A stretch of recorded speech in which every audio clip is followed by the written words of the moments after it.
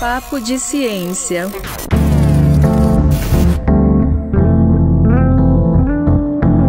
Alô, terráqueos! Sejam bem-vindos a mais um Papo de Ciência. Eu sou o Lucas Verão e, como sempre, tenho a presença dele aqui, meu adamântico, Bruno Moser. Estou aqui nessa mesa desse podcast com ele, o meu biológico, Lucas Verão, para mais um episódio. Lucas, Mais um Papo de Ciência. mas não é só mais um. Não é mais um? episódio especial, não é? Ele é especial? Sim! Ah. Prepara a sua comemoração, porque esse é o nosso episódio de número... É o número 30. Número 30! Sobrevivemos 30 semanas, Sim. Lucas, nessa nave louca que é esse podcast. Em breve estamos chegando a um ano já, hein? Já passamos da metade já. É verdade, hein? É. A gente vai cortar um bolo aqui quando a gente chegar no episódio 50. 50? Ou 50. 54, que é um ano. Ah, no 54 a gente corta outro bolo. Ah, maravilha. Quanto mais bolo, melhor. Quanto Adorei a mais ideia. bolo, melhor. E hoje temos um convidado especial, hein? Temos episódio especial aqui. Olha, quem conhece sabe que o cara... Ele é super conhecido, Pouca super coisa. reconhecido É. e fala sobre questões muito importantes. Falou sobre... Bom, a gente vai ficar dando spoiler? Não vamos ficar dando spoiler. Não vamos dar Mas, ó, spoiler. antes da entrevista, vamos para o nosso giro de notícias.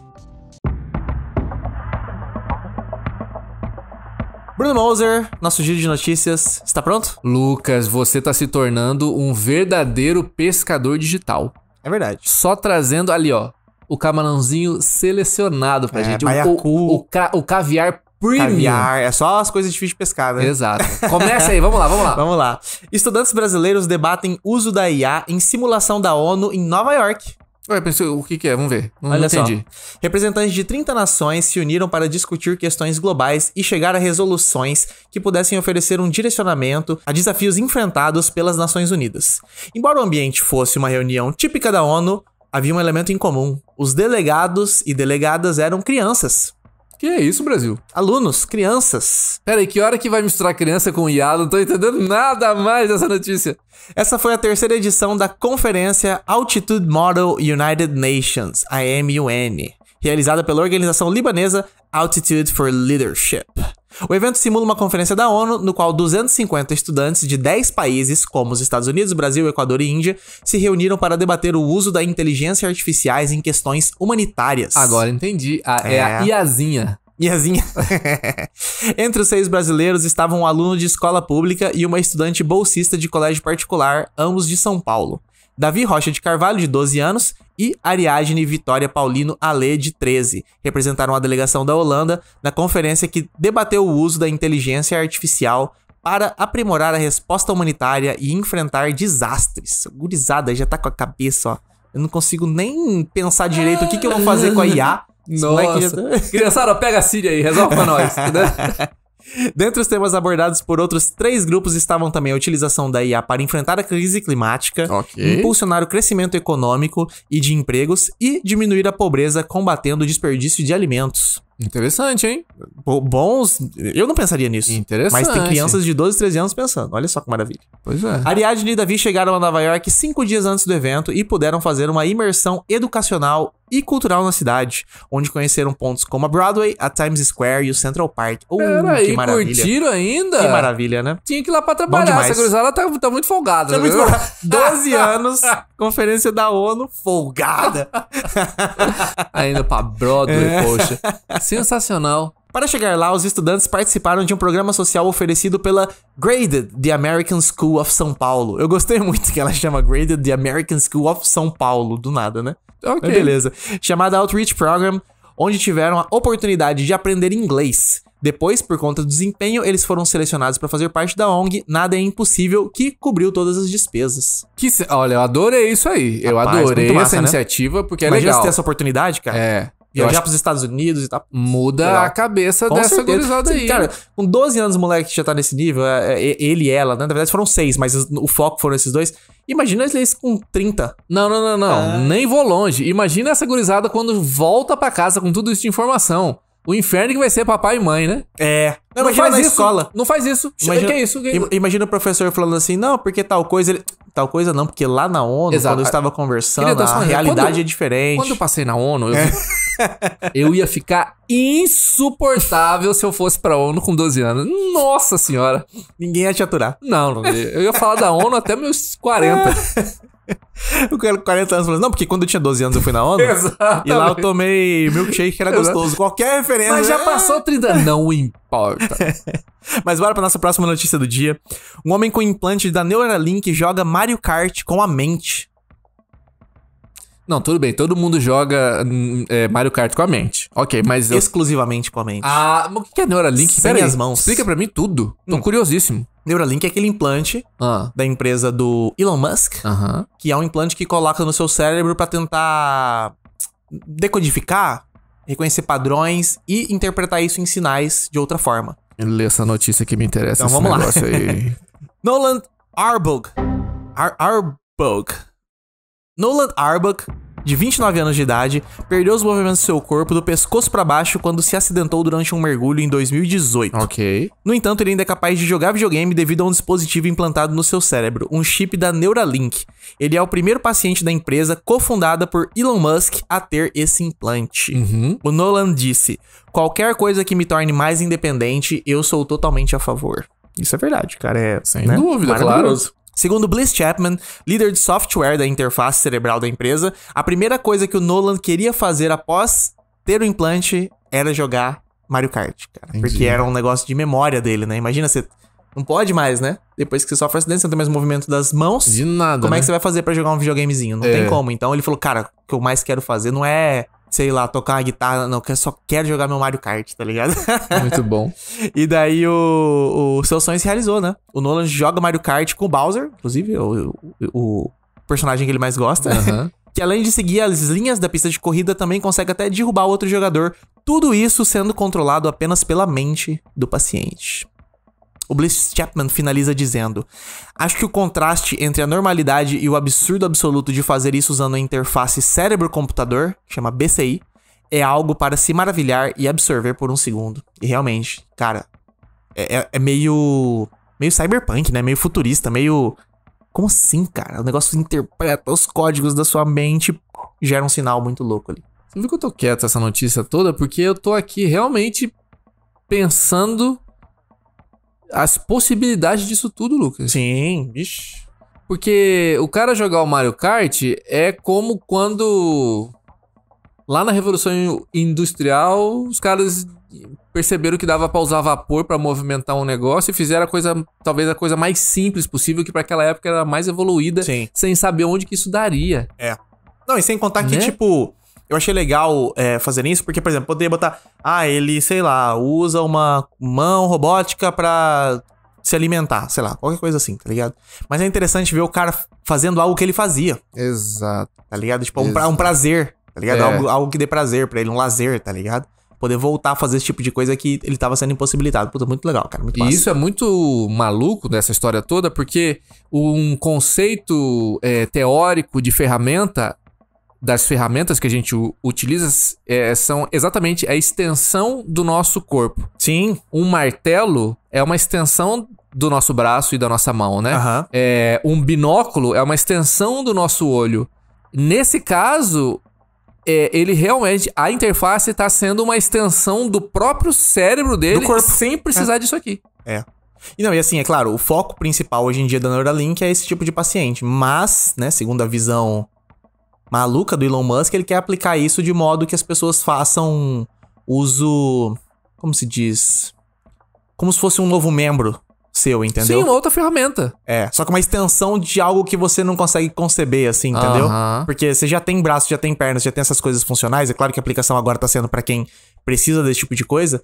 Mas pro futuro é algo do tipo assim, você pensar em tal coisa e ela ser feita, tá ligado? Isso que é algo que não faz sentido pra agora, mas que talvez pro futuro pode ser algo, entendeu? Exato. Isso é muito por isso doideira. que essa comparação com o início da Revolução Industrial também cabe por isso. Ninguém tinha noção da transformação do ser humano como um todo, né? Sim. O ser humano constrói a ferramenta e a ferramenta modifica o homem, aquela coisa toda. Então, assim, isso pode ser o primeiro passo de uma coisa que a gente nem consegue ainda entender como normalidade, né? Vem coisa aí, Bruno.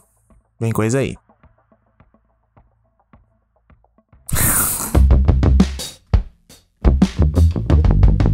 Estamos agora aqui com o Júlio Croda. Seja bem-vindo. Prazer estar aqui conversando, né? Demorou, mas chegou o momento de gravar, né? Deu tudo certo, professor. Deu tudo certo. O Júlio Henrique Rosa Croda possui graduação em Medicina pela UFBA, residência médica em Infectologia e doutorado pela USP, é professor associado da Faculdade de Medicina da UFMS e da Yale School of Public Health. Boa. Também é especialista em Ciência, Tecnologia, Produção e Inovação em Saúde Pública da Fundação Oswaldo Cruz, de Mato Grosso do Sul. Foi diretor do Departamento de Imunizações e Doenças Transmissíveis da Secretaria de Vigilância em Saúde do Ministério da Saúde. É membro da Câmara Técnica Assessora para Vigilância, Prevenção e Controle de Vírus Respiratórios de Importância em Saúde Pública, com um enfoque para a Covid-19. Vamos falar sobre isso aí. Além de sua atuação como médico e pesquisador, defende a divulgação científica e tem participado ativamente de iniciativas para levar as informações precisas e confiáveis sobre saúde pública para o público em geral. Atualmente também é coordenador da área de Medicina 2 da CAPES. Currículo... Professor, pequeno. Olha, eu vou falar. É um prazer tê-lo aqui, porque a gente sabe que a sua agenda é disputadíssima. É verdade. A gente teve que meter uma facãozada no currículo do professor, porque senão a gente ia passar um quadro falando de tudo que ele fez. Mas basta dar um Júlio Croda no Google que você vai ver tudo que ele fez. Sim. Professor, o senhor é infectologista, é isso? Então, Sim, infectologista. a gente tem uma questão aqui em Mato Grosso do Sul, que tá muito em alta nesse momento do ano que a gente tá gravando com o senhor, que é a dengue. E aí eu vim pensando uma pergunta pro senhor, pra gente começar a nossa história. O nome científico do mosquito da dengue é Aedes aegypti, né? Dá pra Exato. colocar o nome aqui na tela só pro pessoal ver esse negócio, porque eu quero fazer uma associação que é a seguinte: o Egipte é do Egito? Na verdade, às vezes é o local onde foi descoberto inicialmente, né? Entendi. Mas, pra ser sincero, eu não sei a origem não, viu? Pois é, Vamos pesquisar. porque eu fiquei pensando, falei, como que esse bendito cruzou veio parar aqui, o né? oceano pra vir pra cá? A dengue como uma epidemia, ela é muito antiga no Brasil? Remonta, né, uma época de Oswaldo Cruz, né? Que a gente conseguiu eliminar esse mosquito no passado, né? Esse Sério? mosquito já existiu, né? A gente já teve febre amarela urbana e a Fiocruz, ela foi fundada baseado nessa campanha de Oswaldo Cruz contra a febre amarela. E esse era um dos mosquitos que era responsável pela doença. E naquela época a gente conseguiu eliminar o mosquito, Caramba. né? Naquela época lá no passado. E? E agora é impossível eliminar o mosquito, né? Porque as nossas condições de moradia, o Brasil teve uma transformação geográfica muito grande, né? A gente era um país de zona rural, onde na cidade habitava poucas pessoas. A gente urbanizou muito rápido, sem infraestrutura, sem água, sem coleta de lixo, saneamento. Isso favoreceu a reintrodução desse mosquito, que veio da Ásia, do Sudeste Asiático, veio reintroduzindo na América Central e chegou no Brasil. Então a gente já tinha eliminado esse mosquito e agora ele retorna e agora praticamente é impossível por conta da densidade populacional, da nossa estrutura de habitação, de coleta de lixo, de saneamento básico e principalmente de água encanada, né? Então é Aedes aegypti 2, a aventura continua. A aventura continua. O inimigo agora é o mesmo ainda. E agora com recorde de casos, né? A gente teve, ano a ano, a gente vem nos últimos 20 anos com um aumento importante dos casos. Ano passado a gente teve o recorde de casos de óbitos. E esse ano promete ser o ano com o maior número de casos e de óbitos novamente. Caramba. E lógico, né? Assim, aí quando a gente pensa, né, na adaptação desse mosquito, a gente tem que entender que a gente está vivendo dias mais quentes. E isso tem impacto direto no que está ocorrendo agora. Talvez as arboviroses e a dengue seja o melhor modelo do impacto das mudanças climáticas em uma doença específica tropical. Opa! Então a gente tá vivendo isso, Explica entendeu? isso aí, professor. Explica isso aí, então. Porque assim, a gente teve o efeito do El Niño, que vai até abril, né, de 2024, e claramente em diversas cidades houve recorde de temperatura. São Paulo, capital, a gente não tinha muita dengue, a gente tá tendo muita dengue. São Paulo é uma cidade mais elevada, mas tá fazendo muito calor, tá tendo muita chuva e teve uma explosão de dengue. Rio Grande do Sul, há 10 anos atrás, não existia dengue. E agora é um dos estados que reporta o maior número de casos de dengue. Meu Caramba, Deus, O Uruguai gente. tá tendo dengue, tá tendo chikungunya, norte da Argentina, esses países nunca tiveram dengue. Além do sul da Europa também nunca teve dengue. Então, assim, a gente tá vendo, né, essa expansão desse vetor que é altamente adaptado, principalmente ao ambiente urbano, se expandir para outras áreas, muito associado a essa alteração climática e aumento de temperatura. Jesus, Ave Maria. O Aedes Caramba. aegypti, então, ele é tipo um escorpião, barata. Onde tem uma cidade que cresceu, você vai ter esses animais seguindo com a gente, então. É tipo isso. Tipo isso, principalmente se tiver um aumento da temperatura e chuvas mais frequentes, né? Verões mais intensos, né? Então, esse é o que a gente está vivendo nesse momento. E isso não é nenhuma novidade, né? Tem diversos estudos mostrando que essas arboviroses, com as viagens, aumento de temperatura, a gente teve Zika recentemente, uma emergência de saúde pública, chikungunya chegou no Brasil. Então, esses vírus todos já existiam, mas por conta dessas nossas condições, o Aedes aegypti se tornou muito frequente. Esperado que cada vez mais a gente tenha epidemias de arbovirose como a gente está tendo. E aí a gente fala que o Aedes aegypti é um vetor, por quê? Por que chama ele de vetor? Porque, na verdade, assim, ele é um hospedeiro intermediário, né? Assim, é só a fêmea do mosquito que pica o homem. Geralmente os hábitos dela é no início da manhã ou no final do dia, então é amanhecer ou anoitecer. Ela precisa da hemoglobina humana para garantir a prole, a formação de ovos. Então o macho não pica, só a fêmea pica, e ela precisa desse sangue para se reproduzir e se perpetuar. Mas essa é a alimentação, a fonte da alimentação dela é sangue? Não, é só a fêmea no período reprodutivo, Fora né? isso? Fora isso, ela pode se alimentar de plantas, de néctar, de outras fontes de alimento. Lucas, nem Caramba. a comida dela, é Pois só o é. dia do lixo. Ah, o dia do lixo, vou chupar um sangue aqui e acaba com tudo isso. É o dia que ela vai reproduzir. Ela pica o ser humano porque ela precisa se reproduzir. Mas assim, o tempo de vida dela deve ser curto também. Geralmente é curto, né? Mas o ovo, ele pode permanecer por mais de um ano no ambiente, né? E no momento que você tem a chuva, a umidade adequada, o ciclo continua. Papo de ciência. Professor, eu não sei se o senhor vai saber responder isso, mas isso é uma coisa que me pega muito, porque a gente fez uma visita ao Bioparque Pantanal também, e o professor Heriberto, que é o curador de lá, falou pra gente sobre um peixe que ele chama peixe das nuvens. Isso.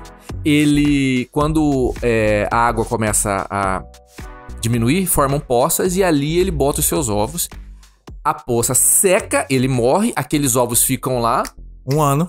tempos, a chuva vem e aí eclode aquele ovo. É que nem o Aedes. Exato. O Aedes também, a gente já demonstrou que o ovo pode permanecer no ambiente por muito tempo. Que Caramba. espécie de coisa da natureza é isso que deixa um ovo ou uma larva, sei lá, né? Um ovo, nesse né? estado onde pode passar por seca, não sei o que, e depois ele... Como que funciona E isso? é por isso que ele tá aí presente no nosso dia a dia, né? E é quase impossível eliminá-lo, né? Porque a maioria dos focos são intradomiciliares, ele tem um ciclo reprodutivo de 10 dias, mas no calor chega até 7 dias.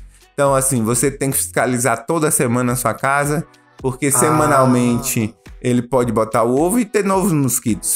Não, só vou dar uma olhada na minha casa daqui a um mês. Aí você já perdeu 2, 3 ciclos do mosquito. Caramba. Tem que ser toda semana verificar se não tem um foco do mosquito. Às vezes não tem um foco, aí choveu, aí tem um criadouro, daí tem um acúmulo de água e aí você tem um mosquito novamente. Então é realmente uma medida muito difícil, né? Você contar com a colaboração da população para eliminar os focos do mosquito toda semana no domicílio durante esse período de verão. Essa informação é muito boa, porque eu achei que não fosse semanal, não.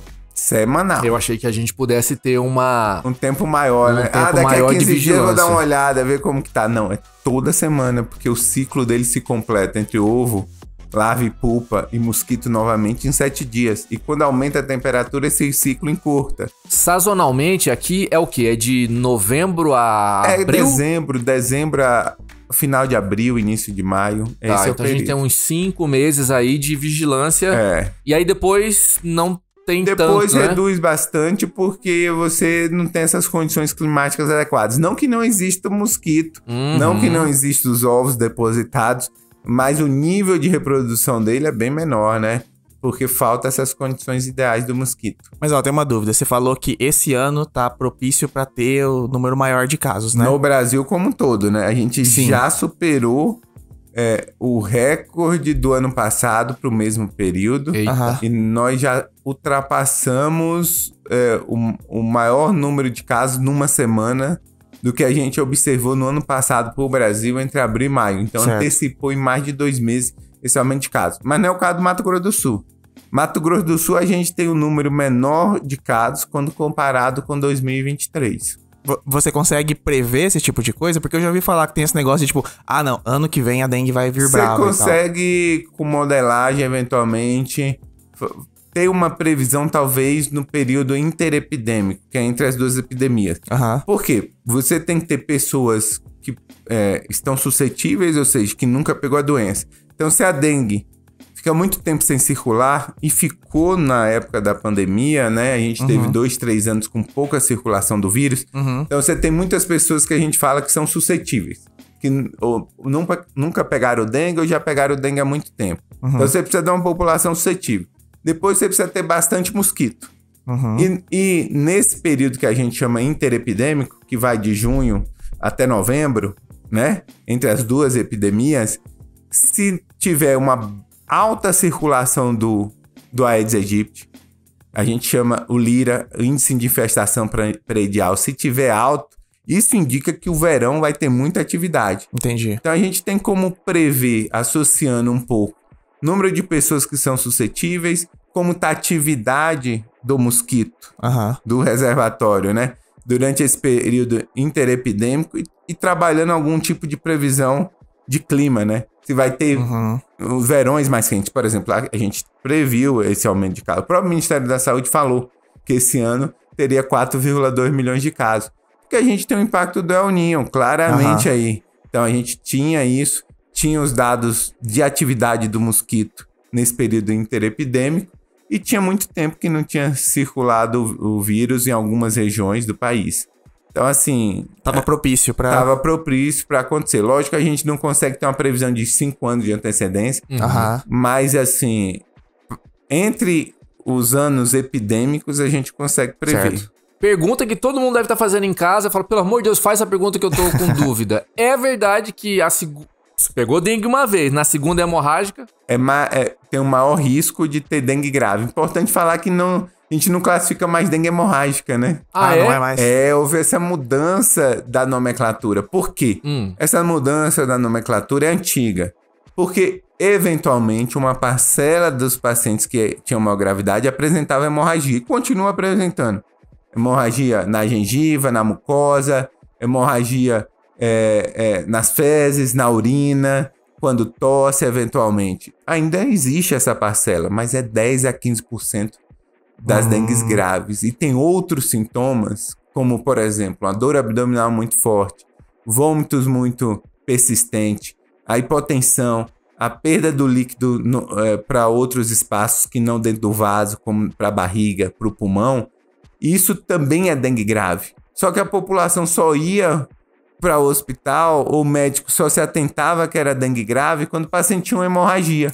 A maioria dos pacientes morriam sem hemorragia. E não eram diagnosticados esses sinais de alarme. E por isso que houve mudança dessa nomenclatura. A gente continua com a concepção que ter hemorragia é um sinal de gravidade, mas existe outros sinais de gravidade que é importante.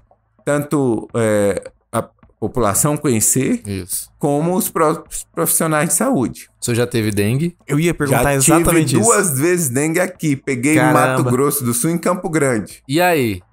A segunda foi pior. Foi pior? Como é de se esperar, porque o organismo entende que aquela infecção é pelo mesmo vírus que ele teve contato da primeira vez. Uhum. E aí ele produz uma resposta imunológica, anticorpo, resposta celular contra aquele vírus. Só que essa resposta não funciona, porque é um vírus novo. É um sorotipo novo. Então você tem toda uma resposta imunológica que não é efetiva pro vírus. O vírus continua a se replicar. Então por isso que a segunda dengue tem o maior risco de evoluir com gravidade. Caramba. E você, Bruno, já pegou dengue? Eu já peguei dengue, professor, eu falo isso pra todo mundo. A primeira vez que eu peguei, eu me lembro, eu era adolescente, devia ter uns 16, 15, 16 anos. Eu saí do meu quarto pra ir pro banheiro rastejando de 4, porque eu não conseguia ficar em pé. De tão forte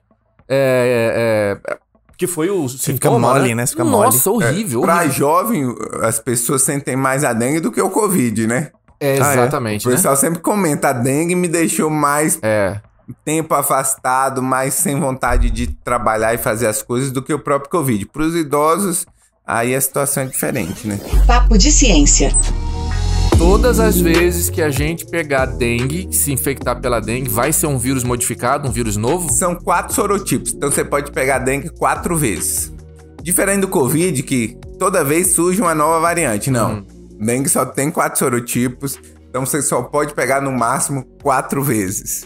Tá. Porque se você pegar outras vezes, o seu corpo já vai ter... vai ter a resposta imunológica e você pode eventualmente ser exposto. Mas você não vai desenvolver sintoma, porque você já tem resposta imunológica que neutraliza o vírus. Então é nessa daí que entra a vacina, então. É pra você poder tomar uma dose fraca de um desses e poder... Exatamente. A vacina, a gente fala, é a vacina de vírus atenuado. Quer dizer, é o vírus modificado para não gerar sintoma, mas que gere resposta imunológica e que proteja a população, né? Para esses 4 sorotipos? Para esses 4 sorotipos. Nas vacinas, tanto do Butantan, que ainda está em avaliação, como da Takeda, que é a Kedenga, que já está sendo utilizada no Brasil, ele tem os 4 sorotipos atenuados, né?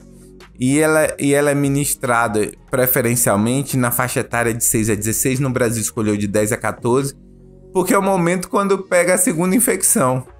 Essa sua infecção, será que foi a primeira? Será que foi a segunda? Talvez foi a primeira que você sentiu, porque 50% das infecções, né, de dengue são assintomáticas. Nossa. Então, assim, por isso que assim, o mosquito pica uma pessoa doente, transmite para os ovos, transmite para outra pessoa doente, que pode ficar doente ou não. Então, assim, realmente a gente estima que para cada caso notificado, informado, né, no sistema do governo, tem 9 casos que não foram reportados. Uau!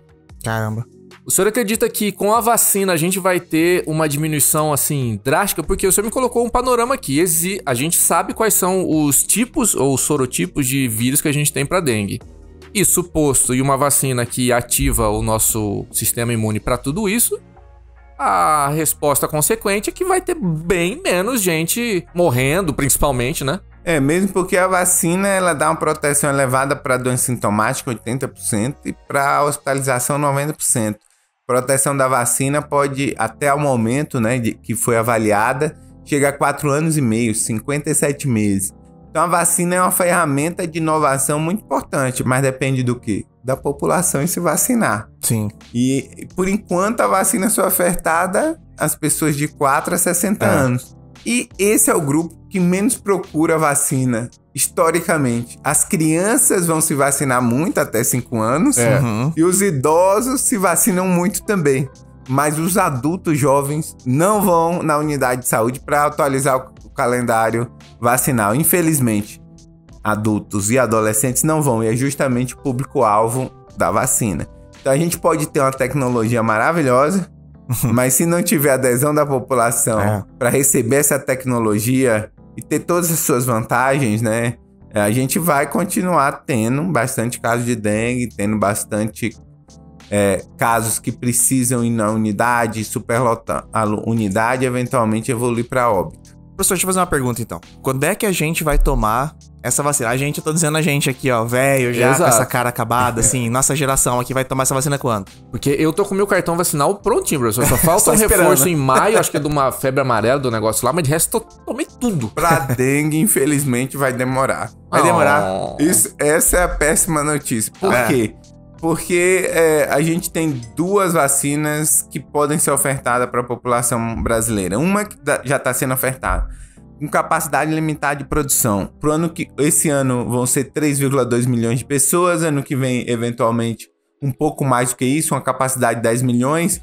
O Butantan, que é outra empresa que produz a vacina, essa é a nossa esperança, porque é um laboratório público, a vacina de uma dose só. O custo deve ser mais barato, só que o próprio Butantan não tem a estrutura fabril, a fábrica. Ele tem a vacina, mas tem que montar uma estrutura de produzir essa vacina. Entendi. E essa estrutura só vai ter uma capacidade de produzir 50 milhões de doses, por exemplo, a partir de 2026. Então, assim, a gente não vai ter essa vacina sendo ofertada de uma maneira tão rápida para toda a população em 2024, nem tão pouco em 2025. Talvez em 2026 a gente melhore esse acesso. Então, é uma questão de produção, de capacidade de produção. E a maioria das doenças que a gente fala negligenciadas, ou dos trópicos, ou do hemisfério sul, essas doenças que são nossas, a dengue é nossa, né? O Brasil é o líder em número de casos, número de óbitos no mundo. Essas doenças, elas precisam desenvolver tecnologias inovadoras, como foi a vacina, mas ela é aplicada para a nossa população. Então, existe a falta de investimento no sentido de produzir essas novas tecnologias. E quem tem que resolver isso é o Brasil, com certeza. Quem tem que fazer esse investimento é o Brasil. O Brasil está entre as 10 economias dos PIBs maiores do mundo, então tem plena capacidade de ser líder no desenvolvimento tecnológico para as doenças que a gente fala, que as doenças negligenciadas, que acometem essas populações mais negligenciadas, populações mais pobres. A gente pode fazer isso para o Brasil, para dengue, para tuberculose, que é um tema que eu trabalho dentro das prisões aqui no Mato Grosso do Sul. A gente está envolvido no desenvolvimento de uma vacina para tuberculose, com a Fiocruz, com o Biomanguinhos, com o Ministério da Saúde. Mas não só para o Brasil. A gente tem que fazer vacinas, testes diagnósticos, tratamentos para dengue, para hanseníase, para tuberculose, para o mundo, para a África, para a parte da Ásia que é acometida por essas doenças também.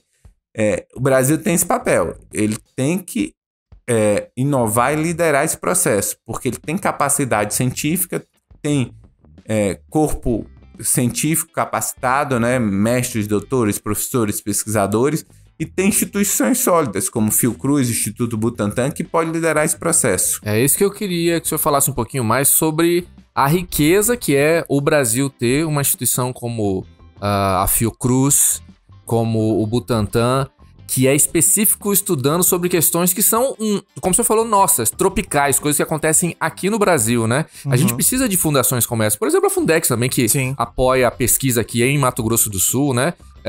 Que também dá voz e dá vez pra gente fazer programas como esse. Fala um pouquinho sobre a riqueza da gente ter esse material humano trabalhando pra gente, professor. As universidades, elas vêm formando uma boa mão de obra, muitas vezes subutilizada, porque não existe oportunidade de inovar no Brasil, né? Então, acho que assim, o Brasil tem essas 2 instituições, tem a Fundect, e a gente só vai se desenvolver através da inovação. Então, se a gente não entender que a gente tem que encontrar o nosso mercado do ponto de vista do desenvolvimento, da inovação, e isso só vem através da educação e da ciência, a gente vai continuar como sempre existiu, e a gente não pode perder essa oportunidade. A gente tem um nível educacional bom, a gente precisa de um investimento maior em ciência e tecnologia para a gente mudar essa chave. Assim, a Fundect, ela vem investindo, mas a gente tem que pensar grande. A gente tem que entender que país decente, um estado decente, tem que investir 1% do PIB em ciência e tecnologia. Sem choro. Sem choro, porque é isso que vai transformar aquele país em líder, né? A gente viu isso acontecer na Coreia do Sul, por exemplo, né?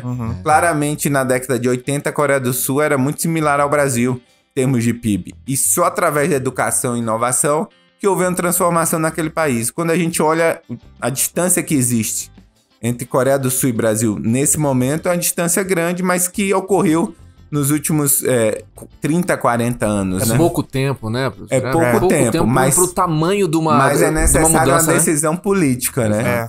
Política, a inovação e a ciência, ela necessita de um investimento constante, robusto e contínuo. Não adianta um ano você investir muito, no outro ano você investir pouco. Aqui, no Mato Grosso do Sul, a gente ainda não investe 1% do PIB. A gente precisa subir esse investimento e ter essa meta como a meta a ser alcançada. São Paulo consegue investir, está na lei, e eles cumprem a lei e investem 1% do PIB. FAPESP, por exemplo, que é a Fundação de Apoio e Pesquisa em São Paulo, ela tem um orçamento mais robusto que o CNPq, que é um órgão do governo federal, porque existe esse compromisso de investir em inovação e tecnologia. E entrega resultado a partir desse investimento também, entrega, né, professor? Com certeza. Você só vê as instituições, né? São as instituições que tá mais bem ranqueada, né, no contexto internacional, mas não só isso. Tem instituições sólidas que, como o Instituto Butantan, que gera produtos. A gente se lembra da Coronavac. Agora eles estão desenvolvendo a vacina da dengue, estão terminando o desenvolvimento da vacina de chikungunya. Então, uma série de produtos que estão sendo entregues aí, isso para falar da minha área, né? Sim. A gente não precisa nem citar as outras áreas tecnológicas quando a gente compara com os outros estados. É lá que concentra a maioria da riqueza do país e, com certeza, a indústria da transformação e o que a gente observa no estado de São Paulo está associado também a esse papel inovador do estado. Isso, sem dúvida.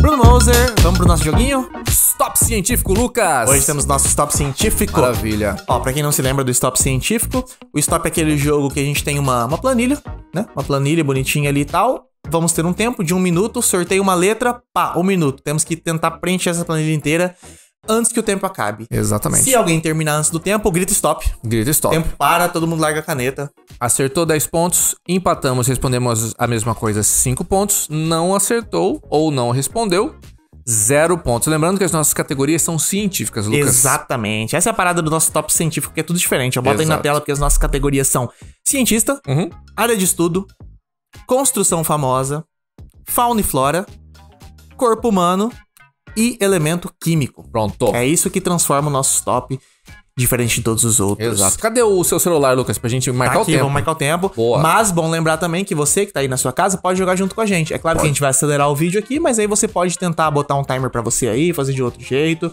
O importante é poder jogar aqui com a gente, né, Bruno? A nós. Exatamente. Bruno, tá pronto? Vamos lá? Vamos sortear? Então vamos sortear a primeira letra, ó. Já deixei o tempo pronto aqui pra nós. Vamos lá, calma lá, deixa eu liberar meu espaço. Ai, meu Deus do céu. 1, 2, 3 e... A, B, C, D, E, F, G, H, I, J. J, bora. Vamos lá. Valeu. Valendo.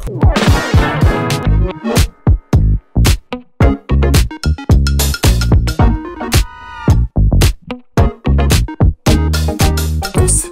Será que tem esse último aqui?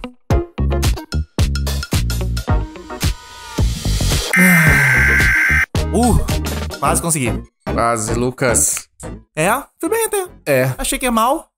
Uma letra meio aleatória, né, J? Mas a gente tá melhorando cada vez mais. Vamos começar? Vamos lá. Eu tenho certeza que esse primeiro a gente vai fazer 5 pontos. Cientista. Júlio Croda. Joule. Olha! Eu lembrei do J sozinho. Muito bem. Unidade de Joule. 10 pontos para nós. 10 pontos. Área de estudo, Lucas. Jornalística. Jardinagem. Jardinagem, boa. Ué. Eu não lembrei de jornalismo. Segunda vez. Olha, a gente já jogou J. Verdade. A gente já jogou J e eu tenho uma informação pra dar no final. Vamos lá. Construção famosa? Não. Não consegui também. Não tem. Acho que a gente tem que melhorar. J é complicado, né? J é bem difícil. Fauna e flora? Jiboia. Jacaré. Ih, glória. Corpo humano. Vamos falar juntos. 1, 2, 3 e... Joelho. Essa é impossível. Elemento químico. Jônio.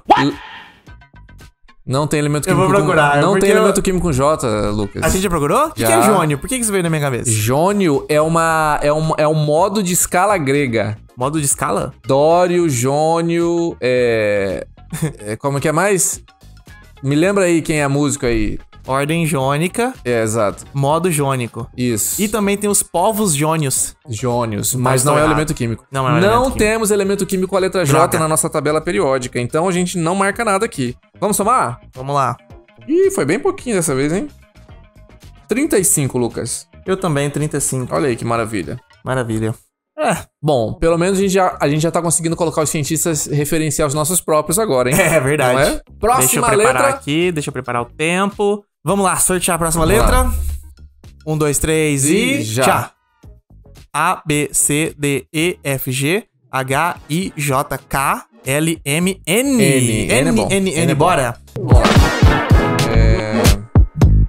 Rapaz.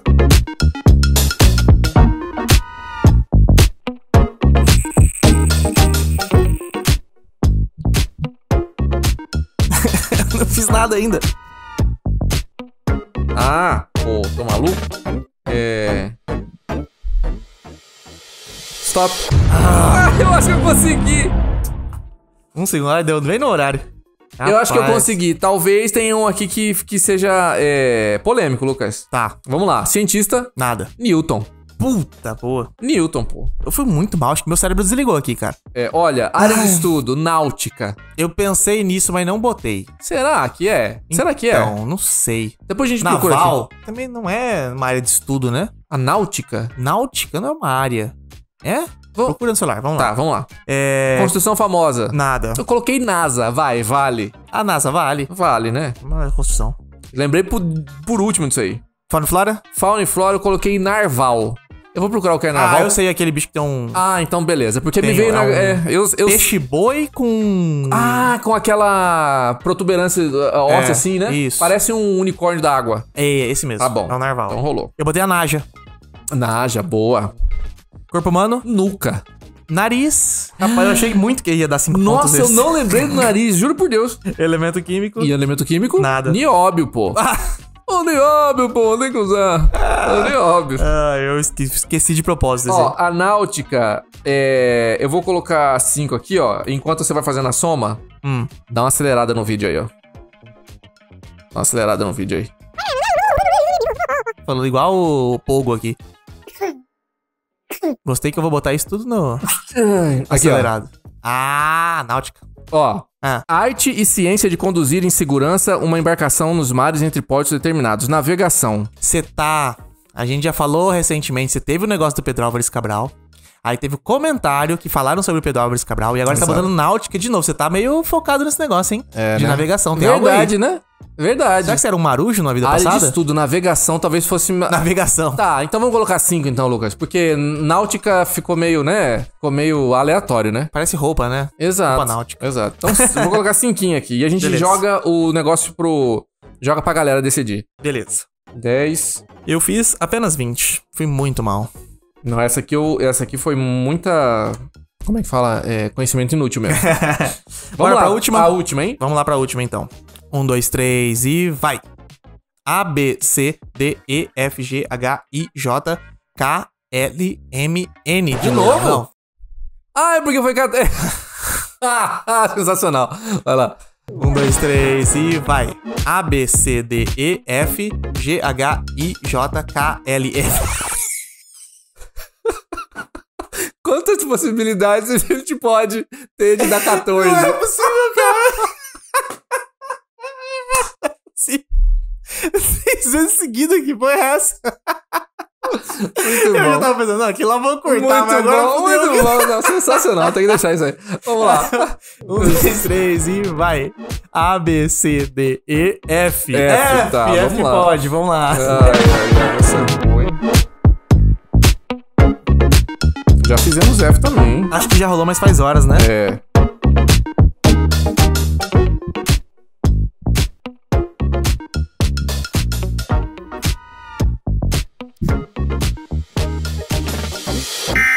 Ah, não. Ui, não, foi, não, foi, não, foi, foi, não. foi, foi, foi. Lucas, eu vou falar pra você um negócio aqui rapidinho. Fala. Eu não me veio outro nome na cabeça com F, então a gente vai se repetir no cientista com F, infelizmente. Mas eu não Vai se consegui. repetir? É. Será? Eu tô querendo considerar que se foi repetido e você lembrar, eu vou colocar 0. Porque senão fica muito simples. A gente tem que aumentar a nossa própria dificuldade. Cientista? Coloquei Fahrenheit. Eu também. Então. Você quer zerar? A Então gente. vamos zerar. Porque senão, toda vez que cai F, É não é? mesmo, né? A gente não colabora nem com a galera que tá assistindo a gente. Área de estudo? Fisiologia. Nada. Fisioterapia também poderia ser, né? Eu não pensei em nada em físio. É. Eu tava com fofo. Entendi. Construção também nada. Coloquei Forte Coimbra, que é o que tem lá em Corumbá. Puta, da última vez eu botei Forte Knox. Beleza. Forte Coimbra. Lembrei. Fauna e flora? Foca. Framboesa. Olha, boa. Corpo humano. O que você colocou? Falange. Boa, eu coloquei fíbula. Fíbula tem, né? Fíbula? Fíbula. Não sei o que é isso. Vamos procurar. Deve ser um osso. E o elemento químico? Ferro. Ah, que maravilha. Não bateu, olha só. Vamos ver aqui a fíbula, rapidinho. Procura lá. Eu não sei porque que vem mais palavras na minha cabeça, às vezes eu não sei o que é, mas ela vem. Acelera o vídeo. Anatomia geral. Osso longo situado na face externa da perna. Exato, fíbula, tíbia e fíbula. É os dois. Da qual constitui o esqueleto junto com a tíbia. Anteriormente denominado perônio. Perônio, isso que eu ia falar, tíbia e perônio. Exato, Olha tíbia só. e fíbula agora. Vamos somar? Vamos lá. Então, já soma tudo também. É isso aí. Fui na minha média.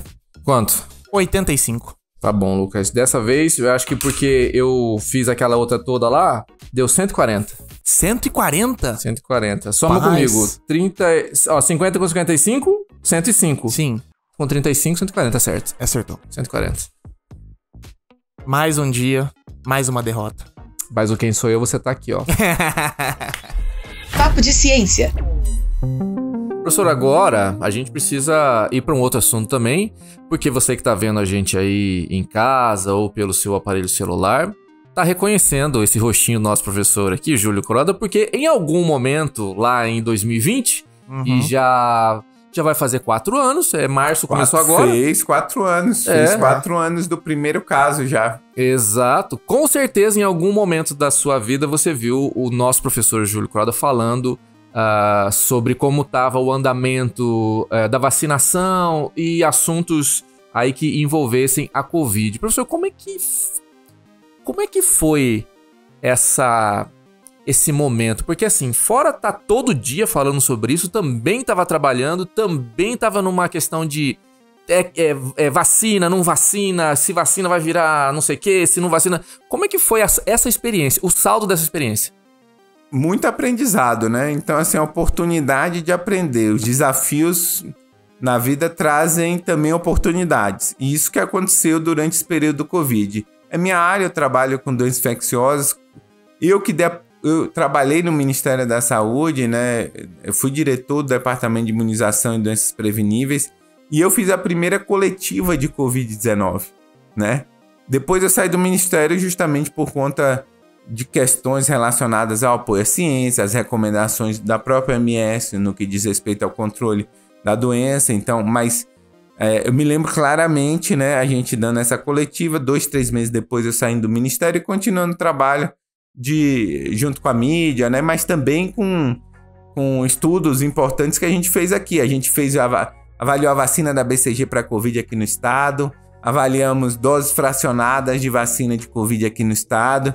Então, assim, a gente teve um papel de liderança como gestor na época do Covid, né?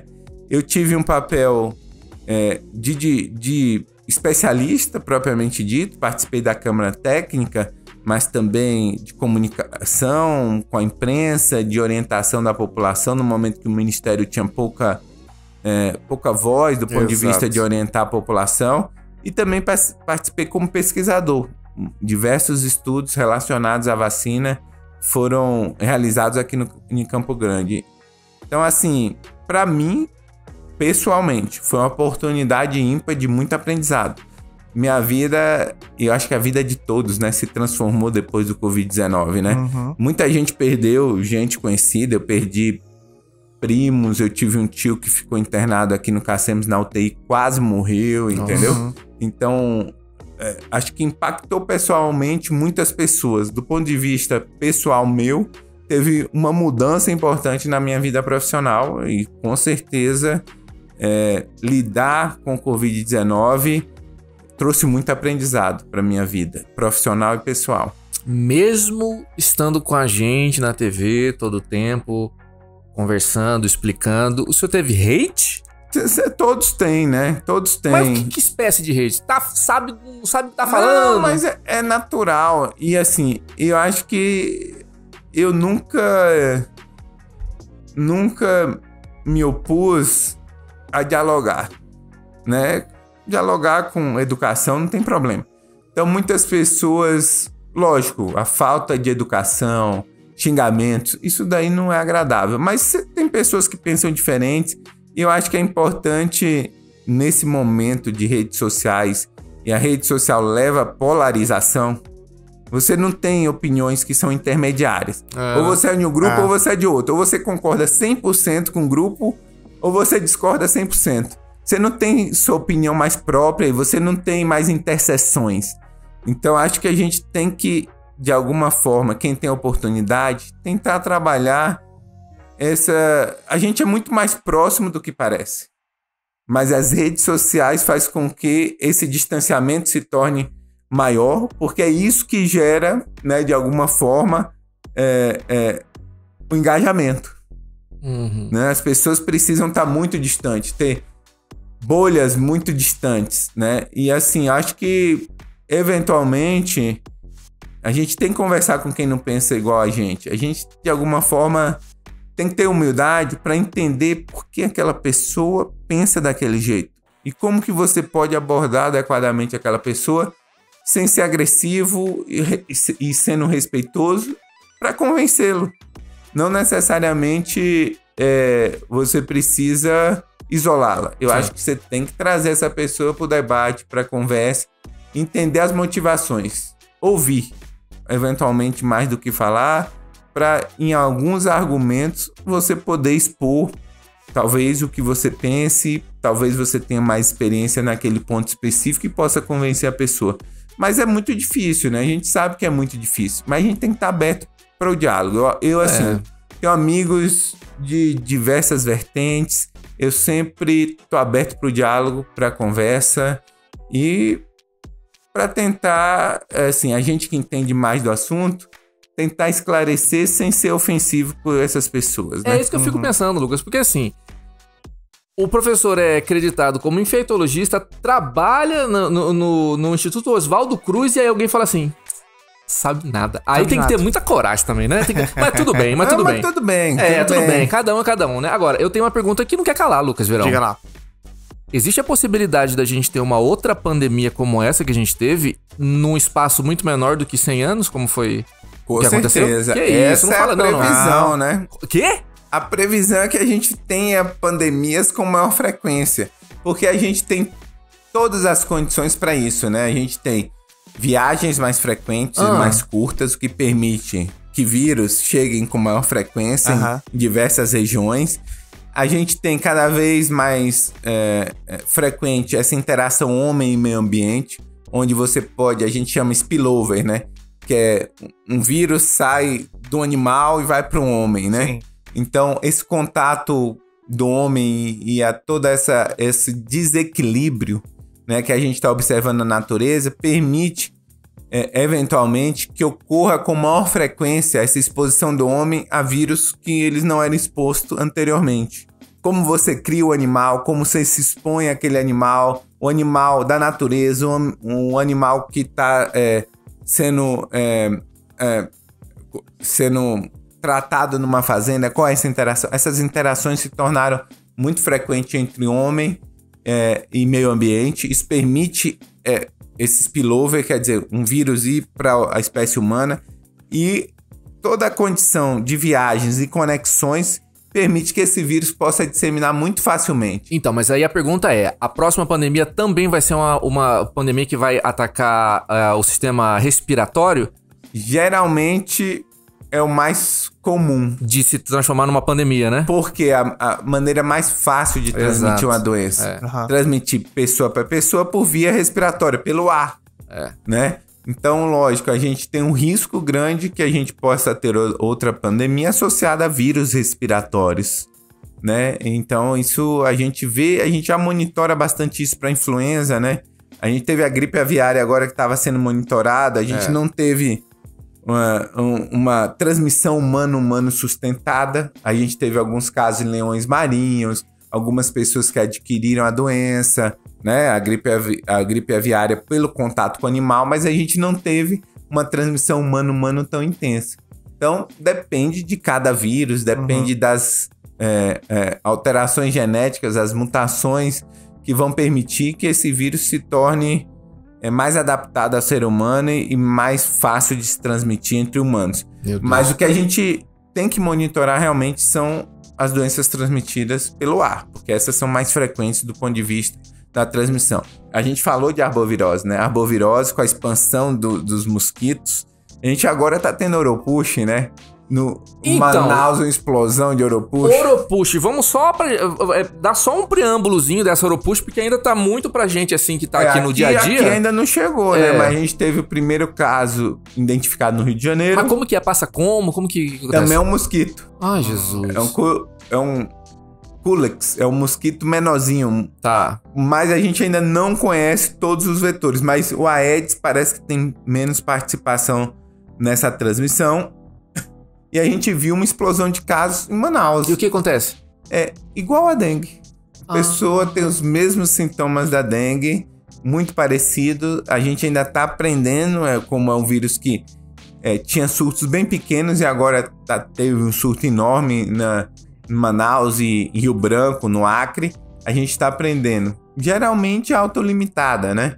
Mas é muito parecido com dengue. Autolimitada, assim, não dá muita gravidade, né? Tá.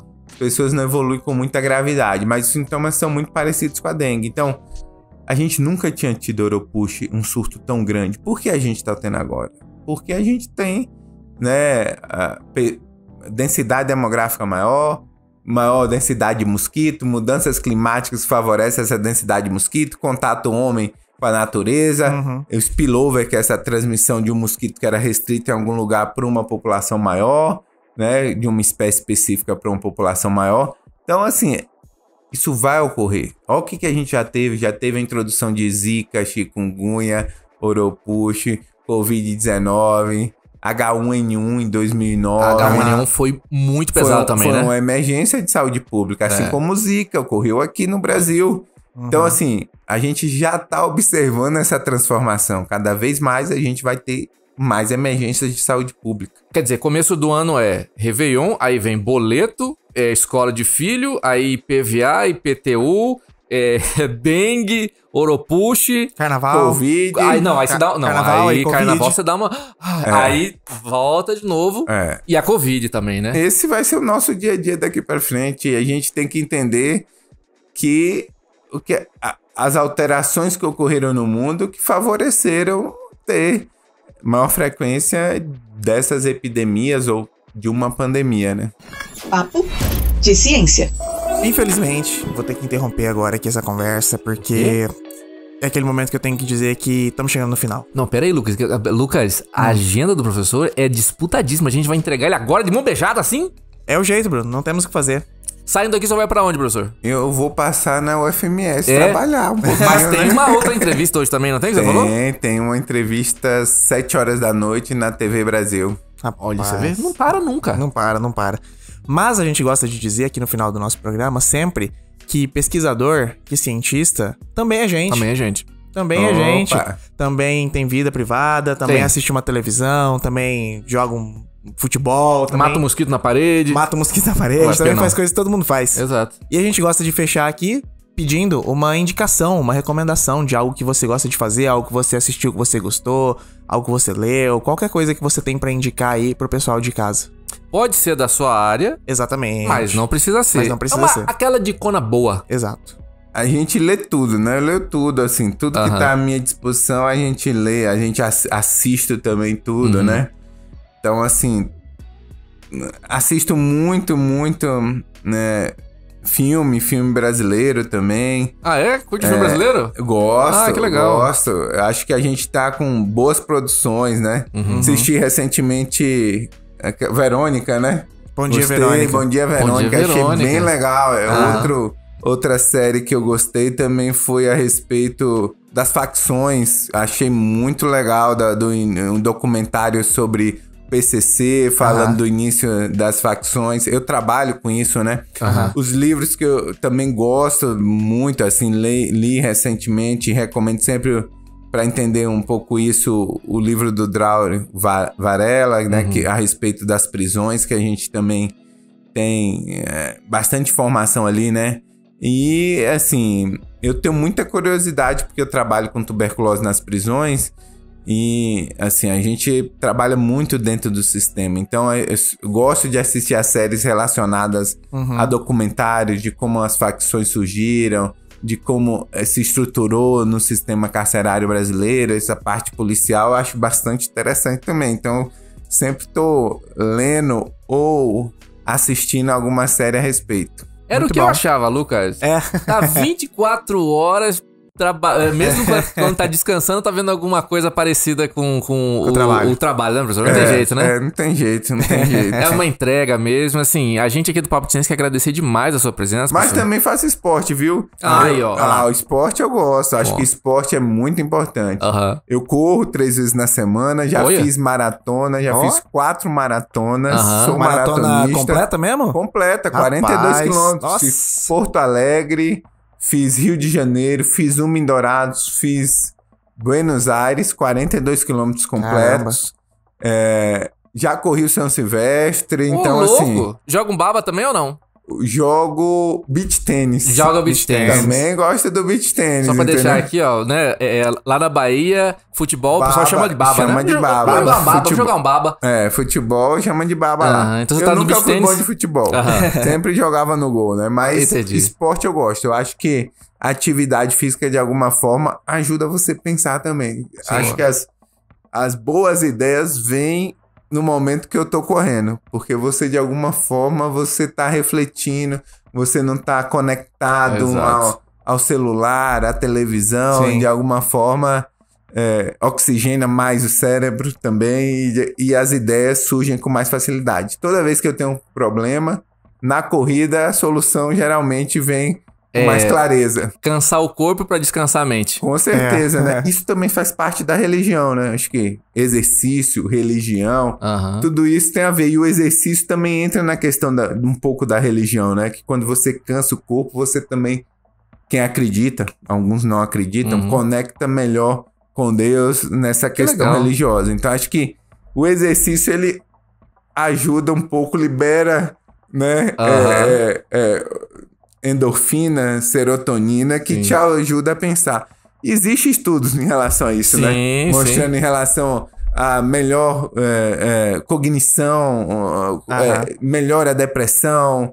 Então, assim, a gente tem que realmente envolver a atividade física no nosso dia a dia. Maravilha. Bom. Professor, novamente, muito obrigado pela sua presença aqui. Parabéns pelo seu trabalho também e pela sua disposição e disponibilidade de estar sempre compartilhando o que está acontecendo de mais atual na ciência com relação à sua área, tá bom? Um prazer estar aqui, ter esse papo descontraído com vocês e vamos agendar em outro momento, outra conversa. Yes, Lucas, maravilha, conseguimos!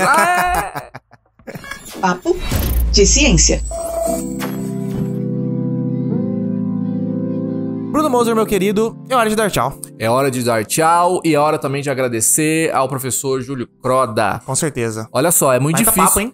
É muito difícil ter um espaço na agenda dele, tanto que a gente verdade. foi conversando e ele vendo o horário, porque daqui ele já tinha que ir pra outro lugar. Então, assim, que bom que a gente registrou Com certeza. essa conversa com ele. Falamos sobre coisas amenas também, ele sempre aparece falando sobre pesados. infectologia, sobre o que ele, né, trabalha. Então a gente deu uma quebrada aí nesse fluxo. E se procurar Júlio Croda, você vai achar também o ser humano Júlio Croda. Com certeza, com Ai, certeza. maravilha. Não, cara, ele, por ser uma temática super séria, eu tava até com medo dele ser um cara muito serião, assim, tá? Mas, pô, o cara de gente boa pra caramba. Gente da gente, tomou café, comeu bolo, fez tudo com a gente. Exatamente. Mas, ó, Bruno, eu quero saber, a gente gostou, mas será que quem está assistindo o Papo de Ciência também gostou? Duas coisas, Lucas. Duas coisas? Primeira, comenta. Exatamente. Comenta, deixa Como é que a gente vai saber? Pois é, como é que vai saber? Só que pra você comentar, o que você tem que fazer? Qual que é a segunda coisa? A primeira coisa antes de comentar, tem que se inscrever. @mídiaciência Lá no no YouTube. YouTube. Exatamente. @mídiaciência também no Instagram. Exato. @mídiaciência no TikTok e também www.mídiaciência.com, que é o nosso site. Isso, tudo lá. Quero agradecer a todo mundo que tá chegando novo no nosso canal do YouTube, que já tá vindo através, né, de estar assistindo a gente ou pela Rede E, ou vendo algum corte na internet. Isso. E pra lembrar que lá na internet a gente tem todos os programas completos Isso. e todos os programas desmembrados em playlist. Pô, eu só quero assistir os jogos. Tem. Isso, tem. Só quero assistir as conversas. Tem. Tem. Só Ou quero... quero pegar esse corte específico e mandar pra um amigo porque é interessante, ele vai gostar. Dá Tem. pra mandar também. Então não tem desculpa, não é? É verdade, não tem desculpa. Lucas, 30 episódios. Ai, 30 que episódios, maravilha. olha, caramba, tempo, Vamos hein? aqui, ó, pra mais 30 aqui, ó. Ah, fácil. Os Tranquilo? primeiros 30 falam que são os mais difíceis, né? É verdade. Quem fala, não sei, acabei de inventar. Alguém fala isso. Alguém já falou isso uma vez na história. Sigam as redes sociais do Mídia Ciência, que a gente quer bater 8 milhões até o final desse ano. 8 milhões? 8 milhões. Até o final de que ano? Desse ano. 24. Exato. Tá bom. Tá dito. Mas é isso aí, pessoal. Por hoje ficamos aqui. Até o próximo Papo de Ciência. Tchau, tchau. Esse foi mais um episódio do Papo de Ciência, O Papo de Ciência é um programa de jornalismo científico produzido pelo MS Mais Ciência, um projeto realizado pela UEMS a Universidade Estadual de Mato Grosso do Sul, e pela Fundect. a nossa fundação de apoio à pesquisa aqui no estado.